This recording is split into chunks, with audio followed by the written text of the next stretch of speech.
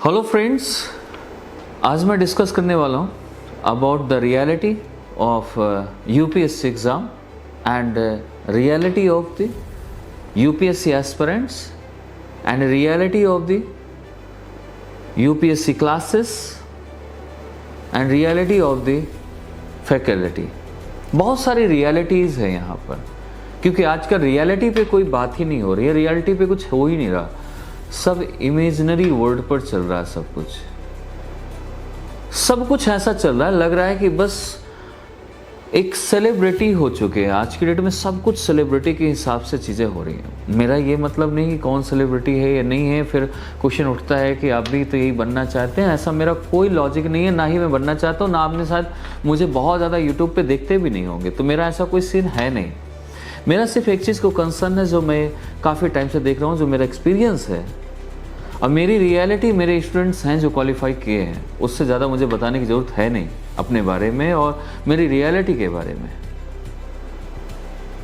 अगर आप सर्च भी करेंगे या पूछेंगे किसी से तो 70 रैंक है आदित्य शर्मा, अशोक सोनी, कोशिंदर IPS, अशोक सोनी IRS, विनोदनी सी, ऐसे बहुत सारे बच्चे हैं जो मेरे साथ मेंटरशिप में रह के निकले हुए हैं। तो इसका कोई ऐसा मुझे बताने की ज़रूरत है नहीं किसी के बारे में कि कौन कैसा करता है रियलिटी के बारे में और सेलिब्रिटी के बारे में। मेरा सिर्फ एक कंसर्न है जो बच्चों को लेकर एक बड़ा सा एक मुद्दा है, और कि मेन बच्चा पढ़ रहा है और क्लासेस पे क्लासेस लिए जा रहे हैं, कोर्सेज पे कोर्सेज लिए जा रहे हैं कि वह फाउंडेशन, फिर इसके बाद क्रैश कोर्स, फिर इसके बाद ये कोर्स, फिर इसके बाद वो कोर्स, और पता लगा सिलेक्शन हो ही नहीं रहा। इसके पीछे का मैंने ऑब्जर्व किया, मैं किसी को इसमें ब्लेम नहीं कर रहा, बट मेरा जो ऑब्जर्वेशन है इसमें गलतियाँ एस्पिरेंट्स की भी हैं, एस्पिरेंट्स की ही मेन गलती होती है, और क्योंकि वो जो चाहे वो कर सकता। दूसरा कि इंस्टीट्यूट की, क्योंकि टीचर्स उसी हिसाब से काम करता है जिस हिसाब से बच्चा या इंस्टीट्यूट चाहता है। टीचर उसी हिसाब से काम करना फैकल्टी शुरू कर देती है। हाँ, वो बात अलग है, कुछ फैकल्टीज़ हो सकती हैं कि ऐसा हो। इसमें होता क्या है कि जब बच्चा स्टूडेंट पढ़ता है, आजकल क्लास ले रहा है, घर पे पढ़ रहा है, घर पे क्या पढ़ता है पता नहीं चलता, और जब आता है क्लास में तो डेली की क्लास उसकी ऐसी होती है कि जैसे उसने बिल्कुल पिछला कभी भी उसने कभी सब्जेक्ट के बारे में कभी कोशिश की हो पढ़ने की, जानने की, और जो पढ़ाया गया है वो भी भूल के आता है। उसे नहीं मालूम होता कि आज की क्लास में क्या होने वाला है ना। सो इस चीज़ को लेकर अगर मैं बात करता हूँ, डिस्कस करता हूँ कभी इस चीज़ को लेकर कि एक एस्पिरेंट्स का जो पहले सिलेक्शन होते थे ज़्यादा, आज के सिलेक्शन क्यों नहीं हो रहे उतना। कुछ लिमिटेड लोगों के, भाई सिलेक्शन तो 1000 सीट लेनी है, वो अलग बात है कि असल सिलेक्शन तो उतना ही हो रहा, सीटें तो भूल हो रही ना, ये कौन सी बात हुई नहीं। और कैसे हो रहा है ये आप भी जानते हैं, क्योंकि आप प्रिपरेशन लगातार कर रहे हैं। अपने आप को डिफेंड करने के लिए आप कुछ भी ऐसा करें या आप नई स्टोरी क्रिएट करें, क्योंकि ये हमेशा एक होता है कि हम अपनी चीज़ों को बचाने के लिए हम एक स्टोरी क्रिएट करते हैं कि ये इस वजह से नहीं होता सिलेक्शन, इस वजह से नहीं होता है। सिलेक्शन सभी का होता है और हो सकता है कम से कम प्रीलिम्स तो निकले, फाइनल सिलेक्शन ना हो, आपका प्रीलिम्स भी नहीं निकल रहा। उसके पीछे रीज़न है कि एस्पिरेंट्स घर से ना ही घर में वो जब भी क्लासेस लेता है उसके बाद घर पे उस सब्जेक्ट को जहाँ तक पढ़ाया जाता है उतना ही देखता है या नोट्स बनाता है, उसके बारे में रिवीजन नहीं करता, खुद के थॉट्स, खुद की थिंकिंग उस पर नहीं लाता है, सोचता ही नहीं है, बात ही नहीं, उस पर चाहता ही नहीं कि कुछ नई चीज़ लेके आऊँ। यूपीएससी क्या डिमांड है, करंट पढ़ता है तो करंट वो एक मैगजीन से पढ़ा और उतना ही पढ़ के रह जाता है, उसका ये नहीं जानता कि स्टैटिक पोर्शन कैसा है, कैसे करना चाहिए मुझे, तो वो भी नहीं करता है। हमें स्टैटिक पोर्शन जब आप पढ़ते हो तभी आपका सिलेक्शन होता है ना। आप स्टैटिक पोर्शन पढ़ो, जो टीचर ने पढ़ाया है उस चीज़ को रिलेट करो, करंट अफेयर को रिलेट करो, और उन चीज़ों से देखो कि मैंने पहले कितनी नॉलेज मेरे पास थी, कितनी अभी है, और इसको और ज़्यादा क्लियर करने के लिए क्या मैं समझ पा रहा हूँ जो पढ़ाया जा रहा है क्लास में, क्या मुझे क्वेश्चन पूछना चाहिए। आप हो सकता है कि आपको टीचर ने जो पढ़ाया वो सब कुछ आपको सही से समझ आ गया, बट अब आपके साथ प्रॉब्लम ये है कि जब आप क्वेश्चन करते हो PYQ या टेस्ट सीरीज तो आपको समझ नहीं आ रही कि कैसे क्वेश्चन रॉन्ग हो रहे हैं।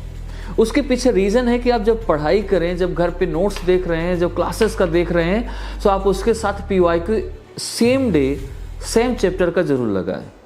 लगाते हो, जब लगाओगे तो उससे क्या होगा, क्वेश्चन आपके निकल के बाहर आएगा कि ये क्यों नहीं हो रहा पार मेरे से। तो उसको अपने डाउट्स नोट्स में लिखो और फैकल्टी से पूछो। जब पूछोगे तभी बताएगा, क्योंकि फैकल्टी भी आज के डेट में एक सेलिब्रिटी की तरह ट्रीट करती है, और वो भी क्लास में 5 मिनट लेट आएगा, 10 मिनट लेट आएगा और 5-10 मिनट पहले निकल जाएगा। क्वेश्चन आपके बताते नहीं है और आप पूछते भी नहीं हो। सो इस चीज़ को, एक तो ये है प्रॉब्लम जो क्लासेस में हो रहा है। क्लासेस में भी अब क्या है, स्टोरीज चलती हैं, क्लासेस एक्चुअल नहीं होती हैं। स्टोरीज किस टाइप की, जिसका कोई रिलेशन नहीं है यूपीएससी से, शायरियाँ और बाकी की एक माहौल बनाना कि आई एम द ग्रेट, जैसे अशोका अकबर बनना तो वही चाहते हैं, लेकिन अब प्रॉब्लम यह है कि हम उस बच्चे के सिलेक्शन पे ध्यान ही नहीं किसी का। फिर इसके बाद जब बच्चा लास्ट तक पहुंचता है एग्ज़ाम के आसपास, और फिर बाद में पता चलता है कि प्रीलिम्स आ गया है और अब कैसे होगा सर, मेरा ये कोर्स पूरा नहीं हुआ, फिर ये नहीं हुआ, अब मैं क्या करूं, कैसे रिवीजन करूं, बहुत सारे ब्ला ब्ला ब्ला ब्ला, बहुत सारी प्रॉब्लम्स आती हैं, क्रिएट होती हैं। और एक जगह अब उसको एक नई चीज़ आती है निकल के, क्रैश कोर्स ले लो। और क्रैश कोर्स होता क्या है, ये 90% लोगों को नहीं पता है क्रैश कोर्स क्या है। क्रैश कोर्स में वो फटाफट रिवीजन कराते हैं। बेसिकली क्रैश कोर्स में रिवीजन जब करते हैं, हमारा कॉन्सेप्ट बना हुआ है पूरे टॉपिक का, एक इंटरलिंक्ड है, एक हायरार्की है उसकी, क्रोनोलॉजी है उसकी, और हम उसको उस टाइप से पढ़ाए। और लास्ट टाइम पे जब हम रिवीजन करते हैं तो ऐसा आता है कि स्पीड से कि वो सारे का सारा कॉन्सेप्ट खत्म, और facts facts facts facts facts सभी चीज़ें फैक्ट्स में आ जाती हैं। आप सोचो कि एक बुक है जो आपने पहले, जो एक हिस्ट्री का क्लास है, एक जियोग्राफी क्लास है, जिसमें आपने 1.5 मंथ लिया है पढ़ाने में, और अब आप आज के डेट में 1.5 मंथ में पूरा जितना भी आपका मटेरियल था वो ख़त्म कर रहे हो। मतलब 1 साल का कोर्स आप 2 मंथ में, 60 डेज में या फिर 45 डेज में कंप्लीट कर रहे हैं। कैसे हो सकता है? पॉसिबिलिटी ही नहीं है। हाँ, ये ज़रूर सोच सकता है कि इम्पॉर्टेंट टॉपिक्स उठाकर जो एग्ज़ाम में एनालिसिस किया जाए, उस टॉपिक पर रिसर्च करो कि मैक्सिमम जो इंस्टीट्यूट या कोचिंग्स इस चीज़ को करें कि ये फैकल्टी जो आपको क्रैश कोर्स प्रोवाइड कराए, तो वो उस चीज़ को हमें उसमें एनालिसिस करे कि लास्ट 10 ईयर और अभी का क्या ट्रेंड है, और कौन कौन से टॉपिक मैक्सिमम पूछे जाते हैं। उन टॉपिक्स को क्रैश कोर्स में डिटेल में जाकर उसको फुल इंफॉर्मेशन उसके बारे में प्रोवाइड कराए, तो वहाँ पर चांसेस बढ़ते हैं क्वेश्चन, क्योंकि मैक्सिमम टॉपिक अगर वहाँ से आ रहे हैं तो उस टॉपिक से आते हुए क्वेश्चन जो आएंगे उनको आप सॉल्व करने के लायक हो जाओगे, एंड आप सॉल्व कर पाएंगे उसको। वहाँ हेल्प होती है। ये क्रैश कोर्स का तरीका ये है, अगर क्रैश कोर्स करना है तो। फिर टेस्ट सीरीज आप कर लेते हैं, टेस्ट सीरीज के बाद उसका एनालिसिस के बाद समझाना। मेंटोरशिप आप लेते हो, मेंटोरशिप में क्या चलता है मुझे समझ नहीं आता।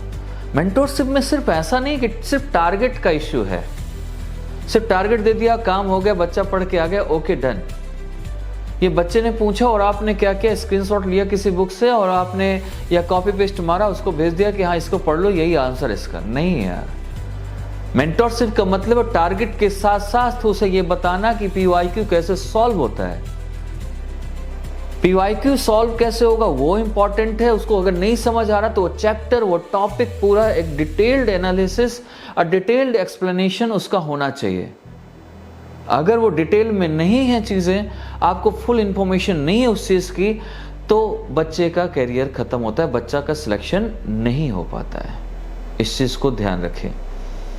और स्टूडेंट भी इस चीज़ में नहीं जाता है बिल्कुल। वो सोचता है यूट्यूब की आज की ऐसी दुनिया हो गई है यूट्यूब में कि वो बस यहाँ से देखा कि उन सर का, उसकी रील, उसकी चीज़ें कि बस यही सर ऐसे बन रहे हैं। जो आप गाड़ियों से उतरते हुए देखते हैं, ये कुछ भी ऐसी रियलिटी नहीं है जो आपको रियलिटी में बदल देगी। आप उतनी उस चीज़ को देखकर आप आईएएस बन जाएंगे, ऐसा नहीं है। आपको फोकस्ड होना पड़ेगा।